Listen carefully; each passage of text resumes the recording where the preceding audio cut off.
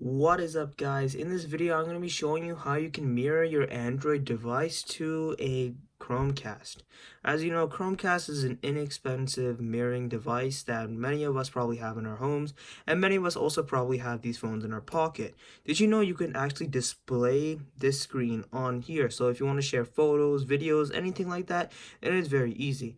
So the first thing you want to do, you want to check, you want to go into the notification center like this, and go down, and you should have a cast button. On Samsung, swipe right and you should see some type of mirroring or cast button.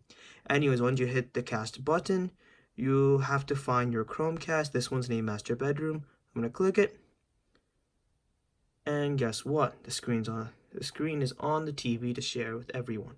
Now, if you do not see it in your notification center, not to worry. All you have to do is go to your settings, then search. I'm going to go to cast or screen mirroring. Search both of them and see which one you find. And then see at the bottom I have cast, and I have the same thing. It says I am connected to master bedroom. So see, my screen is mirrored and I get full audio.